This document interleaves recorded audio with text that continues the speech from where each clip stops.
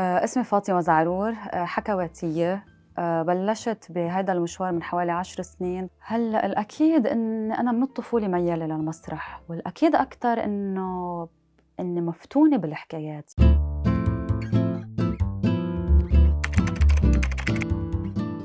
أنا أؤمن إنه الحكاية هي أقرب طريق للإنسان. حتى الله سبحانه وتعالى لما إجا بده يحكي معنا، ولما إجا بده يأدبنا ويربينا، حكى لنا قصص بكل بساطة بشكل البسيط. إنه نبي موسى راح، نبي موسى عمل، نبي محمد عم يحكي مع النبي قصص. فهي أقرب وأبلغ وأهم وسيلة للتواصل الإنساني بشكل عام يعني. وأنا شخصياً من أنا وصغيرة كتير مفتونة بالقصص. لقيت إنه هيدا الفن بيجمع ما بين الحكي والمسرح، وبنفس الوقت ما بين القص. والقص فعل كتير حلو، خصوصاً إذا كان مع الأولاد، لأنه الطفل ميال بالفطرة للقصة، ولأنه أكتر قالب فن بشده، خصوصاً إذا كانت القصة أو الحكاية خيالية، بعيدة عن الوعظ، بعيدة عن الإرشاد المباشر، بتضحك، ترفيهية. في شقان بده يكون بالدرجة الأولى عنده مهارة الحكي وبحبها، والميل الثاني إنه بيعرف ينتقي قصص. إنه الفكرة مش بس على المسرح ولا بالوقفة ولا بطريقة الحكي، الفكرة إنه كيف تختار قصة.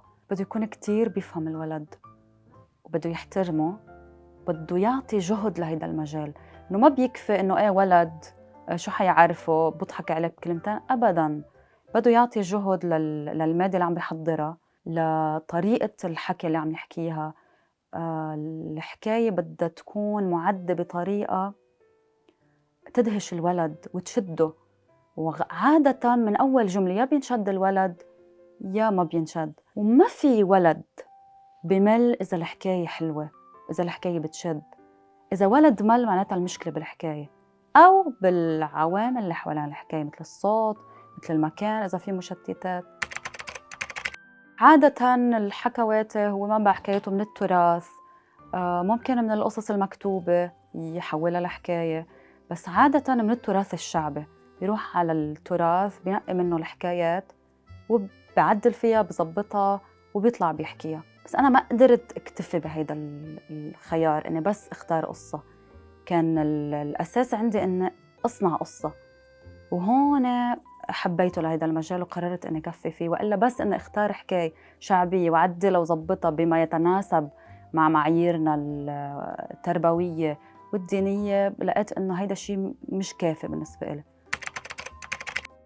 الدرجة الأولى بدها تكون فكرتها مميزة، يعني بدنا نحكي عن فكرة بحد ذاتها، الفكرة بدها تشد الولد، زائد إنه شخصياتها بده يكونوا كتير مميزين، فارقين، بيقدر الولد بس يسمعها يتماهى معها. بدي أشتغل على عناصرها، على شخصياتها، على حبكتها. بالدرجة الأولى بدها تكون حبكتها كتير متينة، وإلا إذا كانت حبكتها ضعيفة الولد ذكي، بيعرف إنه في شي مش منطق، بيعرف إنه أنا عم صف حكي.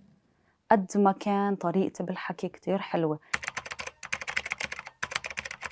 أغلب الحكايات الشعبية كان دايماً فيها ردية، والردية بعدنا لهلأ حتى لما نحن نصنع الحكاية بندخل فيها ردية، لأنه هي أسهل شي للحفظ. بيظهر الولد من الحكاية حافظ شي وعم بيردده، وبالتالي الحكاية حتضل حاضرة بحياته ولو قد ما كبر يعني. فعشان هيك كان دايماً الرديات إلها سحرها، بتخلي الولد أثناء الحكاية يتفاعل. أنا عم بحكي وهن عم يحكوا، أنا عم قول الردية وهن عم يردوها وراي، وهيدا الشي بخلي الجو بشكل عام كتير حلو، كتير ساحر. وإلا إذا ما كان هيك بنصير ما بنفرق عن شاشات التلفزيون. يعني أنا أؤمن بالحكاية أكتر من نفسي كحكوات. بالنهاية أنا حفل وحبطل موجودة، بس هاي الحكاية تبقى كتير منيح، وهاي الحكاية هول الأولاد يكبروا ويحكوها لأولادهم كتير منيح. أول شي بتحكي عن خروف دايماً عنده طريقة عجيبة بتضحك، إنه بيرفع إجر وبحط إيده على بطنه وبيعمص عيونه وبيضحك، ودايماً بطلب من الولد إنه يقوم ويضحكها لا ضحكة خروف أبو ضحكة. ابتكرتها لأنه كنا بوقت بلش الضغط الاقتصادي على الأولاد، وبلش الضغط على الأهل، وبلشنا نفقد أهل وولاد عم تضحك. فابتكرت خروف أبو ضحكة واللي هو بيوصل آخر شي لمطرح بفوت على ضيعة، أهلها ما بيعرفوا يضحكوا، ما فيها شمس، دايماً معتمة، دايماً في غيوم، وبس ضحكوا فلوا الغيوم، رجعت الشمس، رجع الربيع على الضيعة، رجع العيد.